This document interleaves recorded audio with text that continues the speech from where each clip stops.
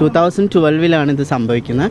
ഞാൻ നമ്മുടെ മമ്മൂട്ടിയുടെ ഒരു ബാവുട്ടിയുടെ നാമത്തിൽ നിന്ന് വന്ന സിനിമയുടെ ഒരു ലൊക്കേഷനിൽ ഞാൻ അവിടെ സിനിമ ലൊക്കേഷൻ കാണാൻ അവിടെ സിനിമയിൽ മമ്മൂക്ക, കാവ്യ മാധവൻ എല്ലാവരും ഉണ്ടായിരുന്നു. സോ അത് കാണാൻ വേണ്ടിയിട്ടാണ് ഞാൻ പോകുന്നത്. അപ്പോൾ പോകുന്ന സമയത്ത് ഞാനും ഫ്രണ്ട്സിൻ്റെ കൂടെയാണ് പോണത്.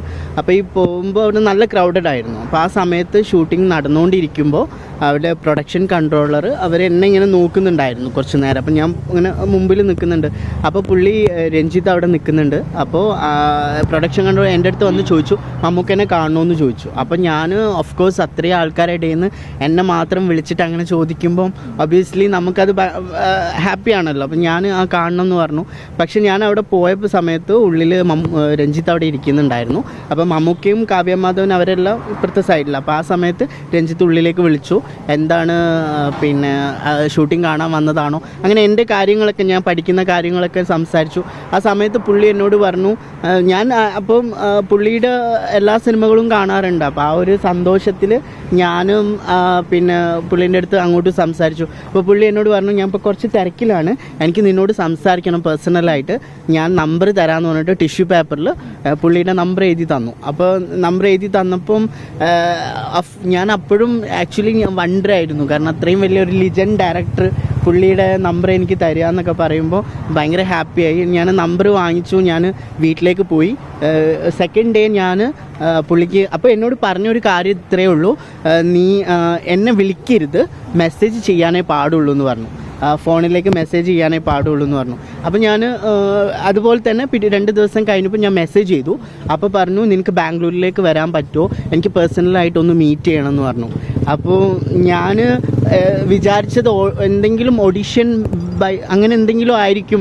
കാരണം പുള്ളി ബാംഗ്ലൂരിലേക്ക് വിളിച്ചതല്ലേ, അപ്പോൾ തീർച്ചയായിട്ടും പോകണം, വലിയൊരു ആഗ്രഹമാണ് എന്തായാലും കാണണം എന്നുള്ള രീതിയിൽ ഞാൻ ബാംഗ്ലൂരിലേക്ക് പോയ സമയത്ത് ഞാൻ ലേറ്റ് നൈറ്റായിട്ട് അവിടെ എത്തുന്നത്. ഞാൻ ഫ്ലൈറ്റിനാണ് പോയത്. അപ്പോൾ ലേറ്റ് നൈറ്റായിട്ടാണ് അവിടെ എത്തുന്നത്. ബാംഗ്ലൂർ എത്തിയപ്പോൾ പുള്ളി താജ് ഹോട്ടലിലാണ് റൂം എടുത്തിട്ടുണ്ടായിരുന്നത്. അപ്പോൾ എന്നോട് അങ്ങോട്ട് വരാൻ പറഞ്ഞു. ഞാൻ റിസപ്ഷനിൽ എത്തിയപ്പം ഓഫ് കോഴ്സ് ഞാൻ 21, ആ സമയത്ത് 21-22 ഏജ് ആയിരുന്നു എനിക്ക്. അപ്പോൾ ആ സമയത്ത് അവരെന്നെ വിസിറ്റേഴ്സ് അലൗഡ് ചെയ്യില്ല എന്ന് പറഞ്ഞു റൂമിലേക്ക്. കാരണം എൻ്റെ പ്രായം, ഞാൻ കുറച്ച് ചെറുതായിരുന്നു ആ സമയത്ത്. അപ്പോൾ അലൗഡ് ചെയ്യില്ല എന്ന് പറഞ്ഞപ്പോൾ രഞ്ജിത്ത് എൻ്റെ അടുത്ത് ഫോണിൽ പറഞ്ഞു, നീ ഒരു കാര്യം ചെയ്യും, ഞാൻ രഞ്ജിത്ത് സാറെന്നൊന്നും വിളിക്കുന്നില്ല, because the way how he treated me, അതൊരിക്കലും he is not deserving that respect അല്ലേ. അപ്പോൾ അതുകൊണ്ട് ഞാൻ അങ്ങനെ വിളിക്കുന്നില്ല. പുള്ളി എന്നോട് പറഞ്ഞു, നീ അവിടെ ഒരു കോഫി ബാർ ഉണ്ട്, കോഫി ബാറിൻ്റെ ബാക്കിൽ സ്റ്റെയർ കേസ് ഉണ്ട്, ഇതൊരു 5 സ്റ്റാർ പ്രോപ്പർട്ടിയാണ്, അവിടെ ഒരു റിസപ്ഷനിസ്റ്റോ അല്ലെങ്കിൽ സെക്യൂരിറ്റിയോ ഒന്നും അറിയാതെ പുള്ളി ബാക്കിലൂടെയാണ് എന്നോട് വരാൻ പറഞ്ഞിരിക്കുന്നത്. അങ്ങനെ ബാക്കിൽ പുള്ളി പറഞ്ഞ രീതിയിൽ ഞാൻ എക്സിറ്റ് വഴി സ്റ്റെയർ കേസ് കയറി 4th ഫ്ലോറിലെത്തി. 4th ഫ്ലോറിൽ പുള്ളിയുടെ റൂം നമ്പർ എനിക്ക് അയച്ചു തന്നിട്ടുണ്ടായിരുന്നു. ഞാൻ പോയപ്പം പുള്ളി കാഷ്വലായിട്ട് റൂമിലുണ്ടായിരുന്നു. പുള്ളി ആൽക്കഹോളിക് കൺസംഷൻ ചെയ്തിട്ടുണ്ടായിരുന്നു, വോഡ്ക എന്തോ കഴിച്ചിട്ടുണ്ടായിരുന്നു. അപ്പോൾ എന്നെ വിളിച്ചു, ഒരുപാട് സന്തോഷമായി കണ്ടതിൽ. അപ്പം ഞാനും ആക്ച്വലി ഭയങ്കര വണ്ടറായിരുന്നു, കുറച്ച് നെർവസും ആയിരുന്നു. കാരണം ആദ്യമായിട്ടാണ് ആൽക്കഹോൾ കൺസംഷൻ ചെയ്യുന്ന ഒരാളെടുത്തിരിക്കുന്നത്. അങ്ങനെ പുള്ളി എന്നോട് പറഞ്ഞു, എനിക്ക് നിന്നോട് കുറച്ച് കാര്യങ്ങൾ സംസാരിക്കാനുണ്ട്, will you have A drink എന്ന് പറഞ്ഞിട്ട് പുള്ളി എനിക്ക് കുറച്ച് ഒഴിച്ച് തന്നു. അപ്പോൾ കുടിക്കാനൊരു മടി ഉണ്ടായിരുന്നു. പക്ഷേ ഏതൊരു പയ്യന്മാരെ പോലെയും ഞാനും ഒരുപാട് ആഗ്രഹിച്ചു, ഓഫ് കോഴ്സ് സിനിമയിലൊരു ചാൻസ് കിട്ടുമല്ലോ, ഇത്രയും വലിയൊരു ഡയറക്ടർ ഇൻവൈറ്റ് ചെയ്തതല്ലേ, ഞാൻ കഴിച്ചു. അതിന് ശേഷമാണ് പുള്ളിയുടെ അപ്രോച്ചൊക്കെ മാറിയത്. പുള്ളി എന്നോട് ന്യൂഡാവാൻ പറഞ്ഞു. പുള്ളിക്ക് കുറച്ചും കൂടി പേഴ്സണലായിട്ട് പുള്ളി എന്നെ കുറച്ചും കൂടി ബോഡി, എനിക്കത് പറയാൻ കുറച്ച് ബുദ്ധിമുട്ടുണ്ട്, എന്നാലും പുള്ളി ശാരീരികമായിട്ട് പുള്ളിയുടെ ആവശ്യങ്ങൾ ഒരിക്കലും ഒരു അത്രയും വലിയൊരു, എൻ്റെ മനസ്സിൽ അദ്ദേഹത്തിനൊരു ഇതുണ്ടായിരുന്നു, ഒരു പൗരുഷമുള്ള ഒരു വ്യക്തി അത്ര. പക്ഷെ പുള്ളി പറഞ്ഞ കാര്യങ്ങളും എന്നോട് ചെയ്യാൻ പറഞ്ഞ കാര്യങ്ങളും വളരെ ടെറിബിളായിരുന്നു. വളരെ, എനിക്കൊരിക്കലും അത് ഡിസ്ക്ലോസ് ചെയ്യാൻ പറ്റില്ല, അത് ഞാൻ വേണ്ടപ്പെട്ട അധികൃതരോട് പറയാം. അപ്പോൾ ആ രീതിയിലാണ് പുള്ളി എന്നോട് അപ്രോച്ച് ചെയ്തിരുന്നത്. ഞാൻ ഇല്ല, നൽകിയിട്ടില്ല. ഞാൻ ഈ രഞ്ജിത്തിനെതിരെ പരാതി നൽകാൻ ഞാൻ ഒരുപാട് 2-3 ദിവസമായിട്ട് പ്ലാൻ ചെയ്തിരുന്നു.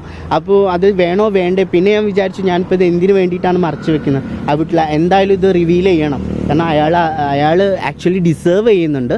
പുള്ളി അത്രയും വലിയ ലിജൻഡാണ്. ഞാനും ഒരു കോഴിക്കോടുകാരനാണ്, അദ്ദേഹം അദ്ദേഹം കാലിക്കറ്റുകാരനാണ്. പക്ഷേ ഒരാളോടും അയാളുടെ ഒരു സ്ഥാനം അയാൾ ദുരുപയോഗപ്പെടുത്തുകയാണ്. അത് ഒരിക്കലും ചെയ്യാൻ പാടില്ല ആരോടും. ഞാൻ ഇതിനു മുമ്പ് 2 വട്ടം അയാൾ കാലിക്കറ്റ് ഒരു ഫംഗ്ഷനിൽ വന്നപ്പോൾ ഞാൻ മീറ്റ് ചെയ്യാൻ വേണ്ടി ശ്രമിച്ചിട്ടുണ്ടായിരുന്നു ഈ അടുത്ത നാളിൽ. പക്ഷേ എനിക്ക് അയാൾ എന്നെ റെക്കഗ്നൈസ് ചെയ്യാൻ, എനിക്ക് അത്ര വലിയ ക്രൗഡിൻ്റെ ഇടയിൽ പോയിട്ട് സാറിന് എന്നെ ഓർമ്മയുണ്ടോ അങ്ങനെ ചോദിക്കുക, എനിക്ക് അന്ന് കാണാനുള്ള ഒരു ചാൻസ് കിട്ടിയില്ല. ഒരു ഓപ്പർച്യൂണിറ്റി കിട്ടുകയാണെങ്കിൽ ഞാൻ ചോദിക്കും, നിങ്ങൾ എന്തിനാ എന്നോട് ഇങ്ങനെ ചെയ്തത് എന്നുള്ളത് ഞാൻ തീർച്ചയായിട്ടും ചോദിക്കും. പക്ഷെ എനിക്കത് ചാൻസ് കിട്ടിയിട്ടില്ല. സിനിമ അദ്ദേഹം പറഞ്ഞ 2-3 പേരുകളുണ്ട് എന്നെ അപ്രോച്ച് ചെയ്യാൻ. പക്ഷെ അവരാരും എന്നെ അപ്രോച്ച് ചെയ്തിട്ടില്ല. അതുകൊണ്ട് എനിക്ക് അവരുടെ പേര് പറയാൻ പറ്റില്ലല്ലോ. അത് മെസ്സഞ്ചറിൽ ഞാൻ അയച്ചിട്ടുണ്ട് ആ മെസ്സേജ്. അത് എനിക്ക് ഇപ്പം കാണിക്കാൻ പറ്റില്ല, ബട്ട് അയക്കാൻ ഇല്ല. ആ മെസ്സേജ് എൻ്റെ കയ്യിലുണ്ട്. അതെ അതെ അതെ സഹകരിക്കും തീർച്ചയായിട്ടും. ഞാൻ അവർക്കല്ല, ഞാൻ DGP എനിക്ക് അവരുടെ പേര് യെസ് അവർക്കാണ്. എനിക്ക് ഒരു ചാനൽ എനിക്ക് അവരുടെ നമ്പർ തന്നു, അവരുടെ ഡീറ്റെയിൽസ് തന്നു. ഞാനൊരു എക്സ്പ്ലെയിൻ ചെയ്തിട്ട് ആ ഒരു സ്റ്റോറി ഫുള്ളായിട്ട് അവർക്ക് കൊടുത്തിട്ടുണ്ട്. സോ നാളെ ഞാൻ അതിൻ്റെ ആക്ഷൻസ് ഫെർദർ ആയിട്ടുള്ള ക്ലാരിഫിക്കേഷൻ വരികയാണെങ്കിൽ ഷുവർ ഐ വിൽ. പോലീസ് ഇതുവരെ ആരും ബന്ധപ്പെട്ടിട്ടില്ല. എനിക്ക് രണ്ട് സ്വാധീനങ്ങൾ 2 കോൾസ് എനിക്ക് വന്നു. അവർ എന്നോട് പറഞ്ഞും ചെയ്തു. പക്ഷെ അത് ഒരിക്കലും അവർ പറഞ്ഞത് അവർക്ക് എൻ്റെ ഒരു ഫ്യൂച്ചർ ഞാനിത് റിവീൽ ചെയ്ത് കഴിഞ്ഞാൽ what will happen in my future, എൻ്റെ ഇനി നാളത്തെ അവസ്ഥ അല്ലെങ്കിൽ ആളുകളുടെ മുമ്പിൽ എങ്ങനെ ഫേസ് ചെയ്യും. But I don't care about that. ഇത് ഞാൻ പറഞ്ഞിട്ടില്ലെങ്കിൽ ചിലപ്പോൾ എന്നെപ്പോലെ കുറേ കുട്ടികൾ ചിലപ്പോൾ ഉണ്ടാവും. ആൺകുട്ടികളാണ് സ്പെഷ്യലി. ഇപ്പോൾ ഗേൾസിന് മാത്രമല്ല ഈ അനുഭവം ഉള്ളത്. ബോയ്സ് കുറച്ച് എന്തെങ്കിലും അവർക്ക് ഇഷ്ടപ്പെടുന്ന രീതിയിൽ എന്തെങ്കിലും കണ്ടു കഴിഞ്ഞാൽ അവർ ചാൻസ് കൊടുക്കാമെന്നും പറഞ്ഞ് അവരെന്തായാലും ബോയ്സിനെ മിസ്യൂസ് ചെയ്യും. So I need to explain. ആഗ്രഹമുണ്ട്, ഇപ്പോഴും ആഗ്രഹമുണ്ട്. പക്ഷെ പേടിയാണ്. ഇതേപോലെ തീർച്ചയായിട്ടും ഈ ഒരു പേടിയാണ്. ആളുകൾ എങ്ങനെ അപ്രോച്ച് ചെയ്യും എന്നുള്ള ഇത് കാസ്റ്റിംഗ് കൗച്ച് എന്ന് പറഞ്ഞാൽ, അല്ലെങ്കിൽ ഇതേപോലെ ഈ പവർ ഗ്രൂപ്പ് എന്ന് പറഞ്ഞ സംഭവങ്ങളൊക്കെ ഉണ്ടാവുമ്പോൾ എനിക്ക് സിനിമയിൽ ഇപ്പോൾ അദ്ദേഹം എന്നോട് പറഞ്ഞ 2-3 ആൾക്കാർ ഇന്ന് കേസിലൊക്കെ പ്രതികളാണ്. സോ ആ പറഞ്ഞ ആൾക്കാരൊക്കെ എന്നോട് മീറ്റ് ചെയ്യാൻ പറഞ്ഞിട്ടുണ്ടായിരുന്നു. ആ പറഞ്ഞ ആൾക്കാരൊക്കെ ഇന്നുണ്ട്. നിങ്ങളുടെ പടം വരാൻ പറയുക, ഈ ഹോട്ടലിന്റെ പുറകിലേക്കൂടെ വരാൻ പറയുക, അങ്ങനെയൊക്കെ ചെയ്യുന്ന സമയത്ത് ഒരു സംശയമൊന്നും തോന്നിയിട്ടില്ല? എന്തുകൊണ്ട് ഇങ്ങനെ പെരുമാറുന്നു എന്നൊരു ഡൗട്ടൊന്നും കിട്ടുന്നുണ്ടായിരുന്നു? ടിഷ്യൂ പേപ്പറിൽ നമ്പർ തന്നത് ഓഫ് കോഴ്സ് എനിക്ക് നമ്പർ പെട്ടെന്ന് തന്നു. എൻ്റെ മനസ്സിലപ്പം ഡയറക്ടറാണ് തരുന്നത്. ആ സമയത്ത് ഫോൺ വലുതായിട്ട് എല്ലാവരുടെ കയ്യിലും ഫോണില്ലാത്തൊരു സമയം. അപ്പോൾ എനിക്ക് ടിഷ്യൂ പേപ്പറിൽ നമ്പർ തന്നപ്പോൾ ഞാൻ കരുതിയത് ഓക്കെ പുള്ളി അത്രയും തിരക്കാണ്, അപ്പോൾ ആ സമയത്ത് ഒരു പേപ്പറിൽ നമ്പർ എഴുതി തരിക, അത്രയും ഉദ്ദേശമുള്ളൂ. പക്ഷേ ഈ സ്റ്റെയർ കേസിലൂടെ പിന്നിലൂടെ വരാൻ പറഞ്ഞപ്പോൾ ഞാൻ അന്ന് ശരിക്കും ഞാനൊന്ന് ചിന്തിച്ചു. ഒരു സെക്കൻഡായിട്ട് ഞാൻ ഒരു തോട്ട് ഉണ്ടായിരുന്നു എന്തിനാണ് അങ്ങനെ പറഞ്ഞത് എന്നുള്ളത്. പക്ഷെ അത് പിന്നെ മനസ്സിലായത് ഈ കാര്യത്തിനാണ്. പുള്ളിക്ക് ഒരു രീതിയിൽ അവിടെ എവിഡൻസ് ഉണ്ടാവാൻ പാടില്ല എന്നുള്ളത് ചിലപ്പോൾ പുള്ളി ആഗ്രഹിച്ചിട്ടുണ്ടാവും. അല്ല, നിങ്ങൾ ഈ ചിലരൊക്കെ ഒരു സംശയമല്ലേ, നിങ്ങൾ പറയുന്നത് ഇങ്ങനെയൊക്കെ പറയുമ്പോൾ എവിഡൻസ് തിരഞ്ഞാൽ കിട്ടാതിരിക്കാൻ വേണ്ടിയാണ് ഇത്തരത്തിൽ പറയുന്നതെന്ന് ആളുകൾ തെറ്റിദ്ധരിക്കുന്നത്. അത് തെറ്റിദ്ധരിക്കുക. ഇത് നടന്ന സംഭവമാണ്, ഇത് നടന്ന കാര്യമാണ്, എൻ്റെ ലൈഫിൽ നടന്നാണ്, എന്നെ ഹോണ്ട് ചെയ്തുകൊണ്ടിരിക്കുന്ന ഒരു കാര്യമാണ്. ഞാനിപ്പോൾ എൻ്റെ കരിയറിൽ എവിടെ പോയാലും എൻ്റെ ലൈഫിൽ എവിടെ പോയാലും ഇങ്ങനെ ഒരു ഇൻസിഡൻറ്റ് എൻ്റെ ജീവിതത്തിൽ നടന്നിട്ടുണ്ട്. അത് സത്യമായിട്ടുള്ള കാര്യമാണ്. അതിന് ഇനിയിപ്പോൾ എവിടെ പോയാലും ഞാനത് പറയും. അതിൽ തെറ്റായിട്ടൊന്നും എനിക്ക് തോന്നുന്നില്ല. ഇനി അത് ഈ ഒരു ഇൻസിഡൻറ്റ് നടന്ന വിത്തിൻ എ വീക്കാണ് ഞാൻ ഈ മെസ്സേജ് അവർക്ക് അയച്ചത്. ഞാൻ മെസ്സഞ്ചറിലാണ് അവർക്ക് ചാറ്റ് ചെയ്തിട്ടുള്ളത്. നിങ്ങളുടെ സിനിമയുടെ ഡയറക്ടർ രഞ്ജിത്ത് എന്നെ അബ്യൂസ് ചെയ്തു മാഡം.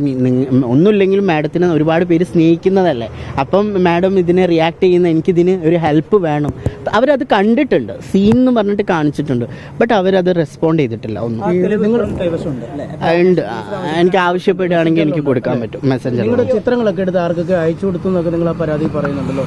അതെ, അത് എന്നെ ആക്ച്വലി രഞ്ജിത്ത് ഈ ഒരു റൂമിലുള്ള സമയത്ത് എന്നോട് ഡ്രസ്സ് ന്യൂഡായിട്ട് നിൽക്കാൻ പറഞ്ഞ സമയത്ത് രഞ്ജിത്ത് ഒരു നടിയുമായിട്ട് സംസാരിച്ചുകൊണ്ടിരിക്കുകയാണ്. ആ നടിയുടെ പേര് ഞാൻ വെളിപ്പെടുത്തിയിട്ടുണ്ട്, മാതൃഭൂമി ന്യൂസിൽ ഞാൻ വെളിപ്പെടുത്തിയിട്ടുണ്ട്. അവരുടെ പേര് രേവതിയാണ്, നടി രേവതിയായിരുന്നു. അവരുടെ പേര് രേവതിയാണെന്നാണ് എന്നോട് പറഞ്ഞത്. സോ രേവതിയായിട്ട് രഞ്ജിത്തിന് ബന്ധമുണ്ടോ ഇല്ലയോ എനിക്കറിയില്ല. അറിയില്ലേ പറഞ്ഞു കണ്ടെന്നാണല്ലോ പറഞ്ഞത്. ഇല്ല, അവർ എൻ്റെ ഫോട്ടോസ് എടുത്തിട്ട് എങ്ങനെ അയക്കുന്നുണ്ടായിരുന്നു. അപ്പോൾ ഞാൻ ചോദിച്ചു ആർക്കാണ് അയക്കുന്നത്. അപ്പോൾ പറഞ്ഞു രേവതിക്കാണെന്ന് പറഞ്ഞു. രേവതി ഉണ്ട്, അവർ നിന്നെ കണ്ടിട്ട് ഇഷ്ടമായി എന്നൊക്കെയാണ് എന്നോട് പറഞ്ഞത്. ബാംഗ്ലൂരിലെ റൂമിൽ വെച്ചിട്ടാണ് ഈ സംഭവം. അവിടെ ബാവുട്ടിയുടെ നാമത്തിൽ സിനിമയുടെ ലൊക്കേഷൻ പാക്കപ്പ് ആയതിനു ശേഷം ഓഡിയോ ലോഞ്ചോ അങ്ങനെ എന്തോ ബന്ധപ്പെട്ടിട്ടാണ് ആൾ ഉണ്ടായിരുന്നത്.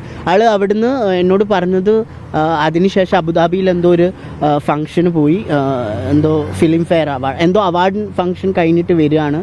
സോ ആൾ ബാംഗ്ലൂരിൽ എത്തുമെന്ന് പറഞ്ഞു. അങ്ങനെ ബാംഗ്ലൂരിലേക്കാണ് ഞാൻ പോയിട്ടുണ്ടായിരുന്നത്. 9 മാസം മുമ്പ് ഇടവേള ബാബുവിന് പരാതി കൊടുക്കാനുണ്ടായ സാധ്യത. അപ്പം 9 മാസം മുമ്പ് എന്താ സംഭവിച്ചത്? 9 മാസം മുമ്പ് ഞാൻ പുള്ളിയെ ബന്ധപ്പെടാൻ ശ്രമിച്ചു. അത് തീർച്ചയായിട്ടും സിനിമയിലൊരു അദ്ദേഹം ഫാഷൻ PG ഉണ്ട്, അതേപോലെ ഫാഷൻ റാമ്പിംഗ് ഒക്കെ ചെയ്യുന്നുണ്ട്, അതിൻ്റെ കോർഡിനേഷനൊക്കെ ചെയ്യുന്നുണ്ട്. സോ അദ്ദേഹത്തെ ബന്ധപ്പെട്ട് കഴിഞ്ഞാൽ സിനിമയിൽ ഒരു അവസരം ലഭിക്കും എന്നുള്ള രീതിയിലാണ് ഞാൻ അദ്ദേഹത്തെ ബന്ധപ്പെടുന്നത്. അദ്ദേഹത്തെ ബന്ധപ്പെട്ട് കഴിഞ്ഞു. മെസ്സേജ് അയച്ച സമയത്താണ് പുള്ളിക്കാരൻ്റെ ദ വേ ഓഫ് അപ്രോച്ചും ഏകദേശം സെയിം ആണ്. അപ്പോൾ എനിക്ക് മനസ്സിലായി ഇവരെല്ലാം ഒരു ടൈപ്പ് ഓഫ് പീപ്പിളാണ്. അവരുടെ ആ സംസാര രീതിയിൽ തന്നെ മനസ്സിലാക്കാൻ പറ്റും.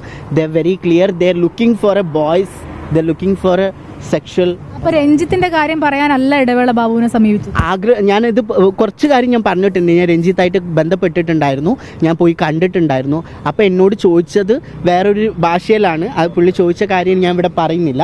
അപ്പോൾ അതിന് ഇനി എനിക്കും കിട്ടുമോ അല്ലെങ്കിൽ എനിക്കും കാണാൻ പറ്റുമോ എന്നാണ് പുള്ളി ചോദിച്ചത്. ആ സമയത്ത് എനിക്ക് നമ്മുടെ ഏജ് നമ്മൾ നോക്കണം. ആ സമയത്ത് ഞാൻ 2-3 പേരോട് പറഞ്ഞു.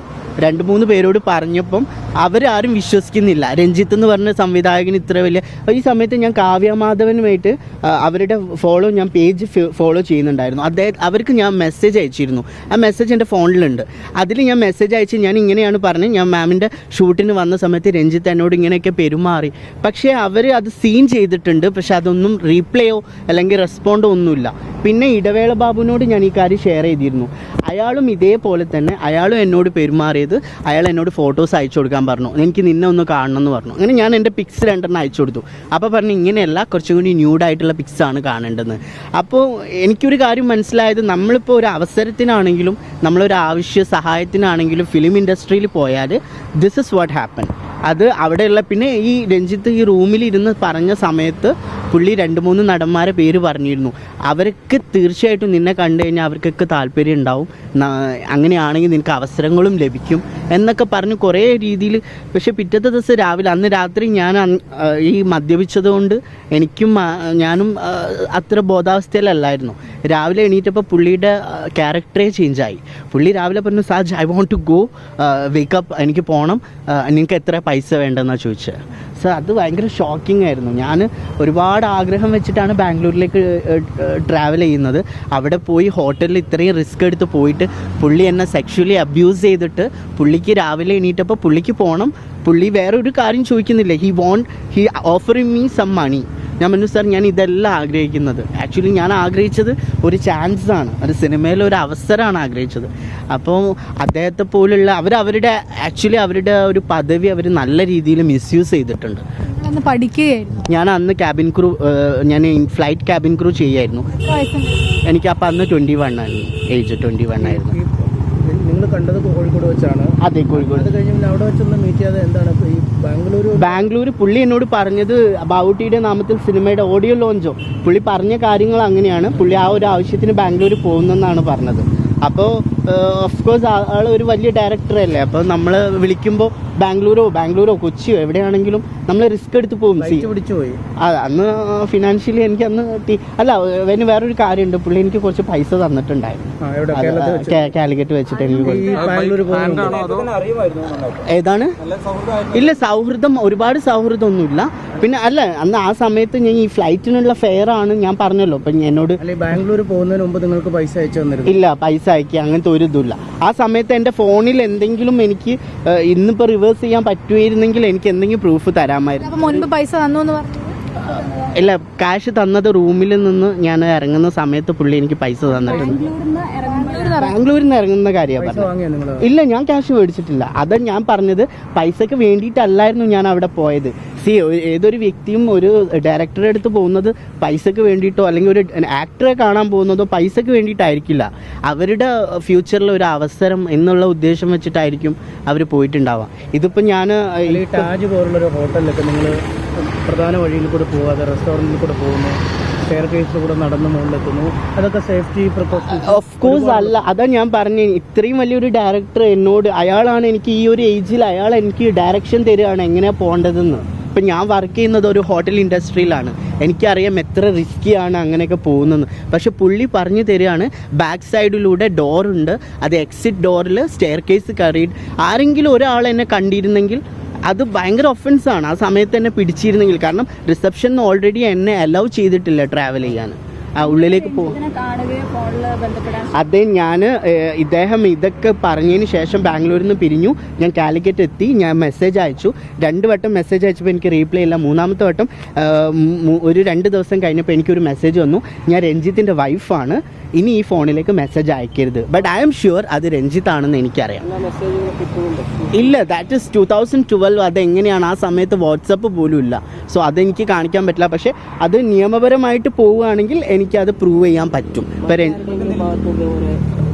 അത് ഇടവേള ബാബു അയാളുമായിട്ട് ഞാനിങ്ങനെ ചാറ്റ് ചെയ്തപ്പോൾ ഞാൻ ഈ ഇഷ്യൂ കുറച്ച് അയാളുടെ അടുത്ത് പറഞ്ഞു. അപ്പോൾ പുള്ളി എന്നോട് ചോദിക്കുന്നത് രഞ്ജിത്ത് യൂസ് ചെയ്തോ, എനിക്കൊന്ന് കാണാൻ പറ്റുമെന്നാണ്. അല്ലാതെ രഞ്ജിത്ത് യൂസ് ചെയ്തോ ഞാൻ നിനക്ക് അതിനുള്ള ഹെൽപ്പ് ചെയ്യാം എന്നൊന്നും അല്ല പുള്ളി പറഞ്ഞു. പുള്ളിക്ക് he wanted to meet me.